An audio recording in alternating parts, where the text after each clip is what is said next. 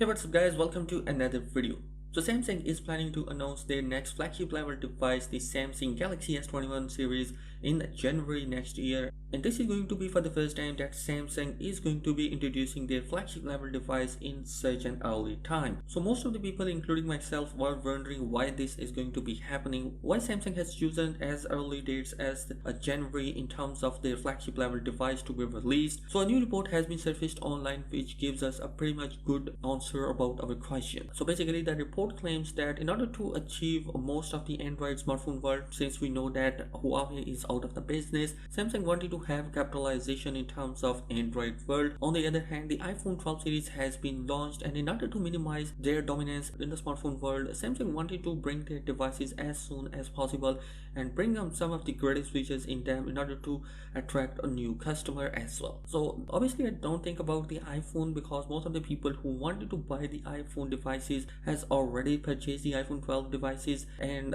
having that strategy, I don't think that is going to be very helpful for Samsung if that is going to be true. The other main big reason is going to be obviously that Samsung has been providing the flagship level device in terms of S series and Note series, and there is a new category of devices which are the fold ones. And in order to have some spaces between their device launch, Samsung wanted to have the flagship level S devices to be launched earlier in order to have a space for their foldable smartphone. Also, we are getting some information from the S21 Ultra series that has been surfaced online courtesy to the S21. According to new information that has been leaked online, that the Samsung is going to be supported by 45 watt of a fast charging support inside the device, and that is going to be very much of a helpful.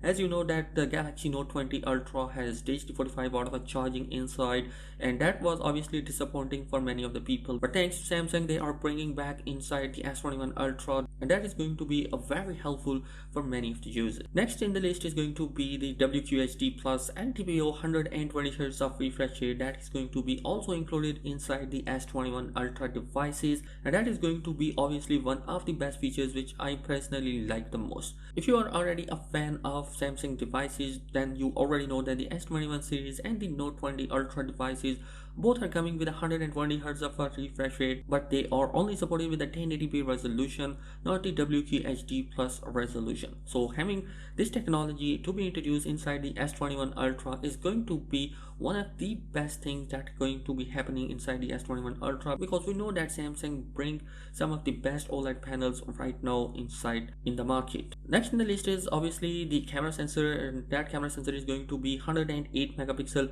of HM3 sensor, which is going to be a new sensor that will provide you a great and better quality of images inside your devices. The last leak is obviously to be going for the design of S21 Ultra series, and according to new leaks, the front of the device is going to be coming with smaller bezels, and they are equally in all four directions, which means that the latest leaks that has been surfaced online for the S21 Ultra devices in terms of its design render, it gives us a pretty much good detail that the bezels are pretty much slims on all four sides, which is a great thing. So guys, these are some of the latest leaks which are coming for the Samsung Galaxy S21 Ultra devices. If you wanted to keep yourself updated regarding the latest technologies and news from mobile industry, you can subscribe my channel for more updates.